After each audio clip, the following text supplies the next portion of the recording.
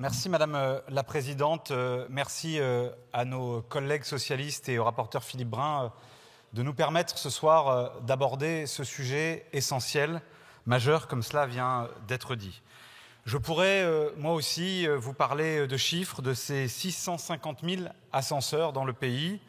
dont 25% ont plus de 40 ans,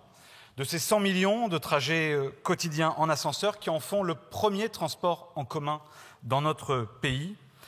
de ces dizaines d'exemples de pannes à répétition, de semaines et de semaines d'attente pour une réparation ou pour une réponse dans nos quartiers populaires. Et je veux dire tout de même qu'il y a quelque chose d'abject dans le propos qui a été tenu à cette tribune par le représentant du Rassemblement national, qui, pour servir une idéologie raciste et réactionnaire, une fois de plus obsédé par les habitants des quartiers populaires qu'ils méprisent et qu'ils insultent, nous explique que la cause de ces pannes, la cause de ces drames, la cause de ces morts, ce serait le manque de respect, de civilité, les dégradations causées par les habitants eux-mêmes. C'est indécent, c'est indigne au regard de l'exemple qui vient d'être cité par Paul Vannier à cette tribune. Comment peut-on sincèrement tenir de tels propos, si ce n'est une fois de plus pour servir une idéologie de haine à l'égard des quartiers populaires qui ressemble à une France que vous détestez parce qu'elle est en réalité la France de la fraternité, la France plurielle, la France de la solidarité et de la générosité, grâce à laquelle nous vous avons fait barrage en juillet dernier. Et moi je suis fier d'être l'élu de Mantes-la-Jolie et du quartier du Val-Fouré parmi d'autres quartiers populaires. Et vraiment, je comprends à chaque fois que je vous entends pourquoi vous y avez fait 3% aux dernières élections législatives. Je pourrais donc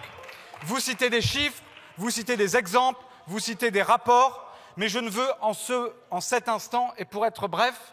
n'évoquer qu'un visage, celui de Soumia, la maman du jeune Othman, 7 ans, décédée étouffé par sa trottinette dans un ascenseur défectueux à Mantes-la-Jolie en octobre 2015.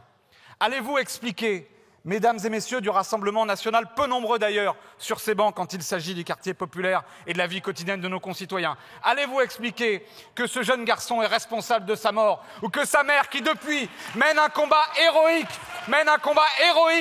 pour que d'autres drames soient évités, est responsable de la mort de son enfant? Je veux ce soir, loin des polémiques imbéciles de l'extrême droite, dire à Soumia, dire à celles et ceux qui se mobilisent à ses côtés que parfois nous faisons ici œuvre utile pour la vie de celles et ceux qui souffrent. Dire que nous donnons à son combat, qui ne lui ramènera pas son fils, mais qui est un combat pour la justice, après des années de calvaire judiciaire, qui est un combat pour que d'autres drames soient évités, et bien que nous pouvons, monsieur le rapporteur, mes chers collègues, avancer, que nous pouvons faire ici, dès ce soir, le début d'un travail qui nous permettra que demain, on puisse prendre l'ascenseur dans nos quartiers populaires sans risquer la mort, sans risquer l'accident, sans risquer de se sentir relégué en seconde zone. Mes chers collègues, je vous remercie.